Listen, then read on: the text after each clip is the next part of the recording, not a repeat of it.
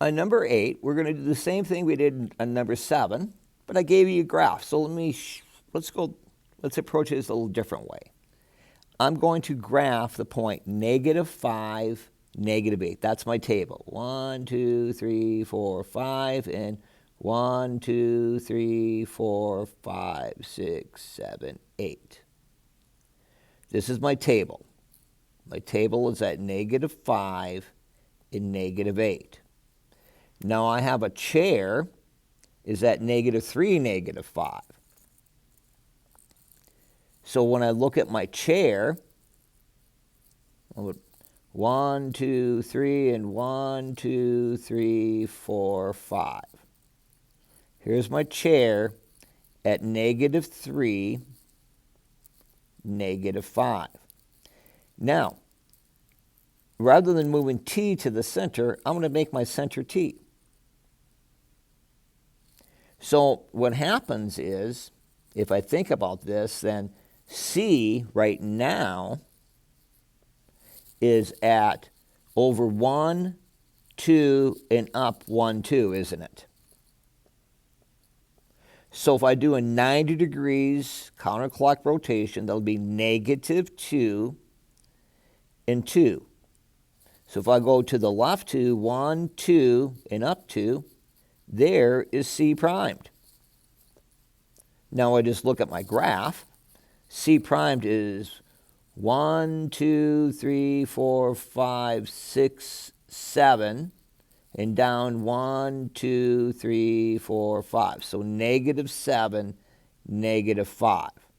That's a different way of doing it. It's not the only way of doing it, but it's a different way of doing it. I like just algebraically, I like to do it like we did problem 7. But now let's take a look at number 9.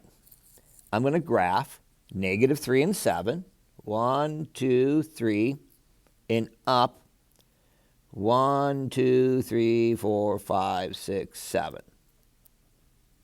So I'm going to start with -3 and 7.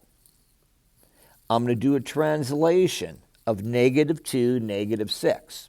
So that means -3 minus 2 is -5, and 7 minus 6 is 1.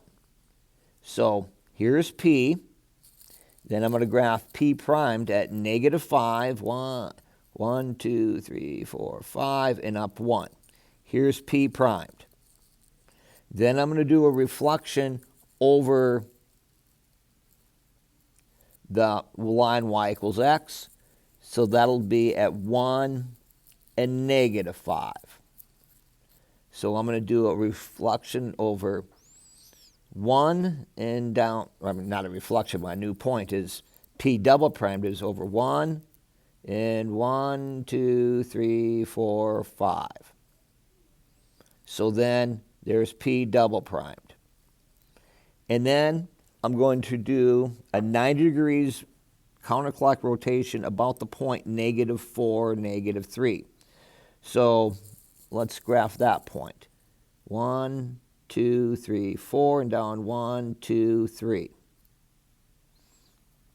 So if I'm going to do -4, -3, and let's approach that like we did problem number 8, let's make this my center. So P double primed, according to -4, -3, is that my center is over 1, 2, 3, 4, 5, and down 2. So this is 5, -2, with this as my center.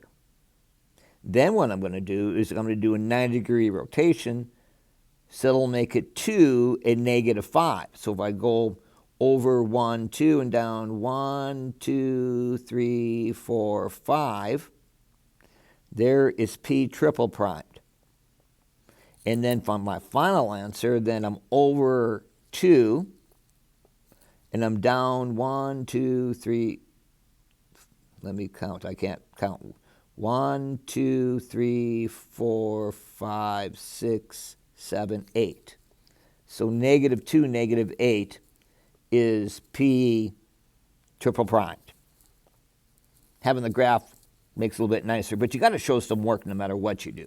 I don't care if you do it algebraically or if you do it graphically, but just writing down the answer, I'm not going to give you any credit on that one. You got to show some work.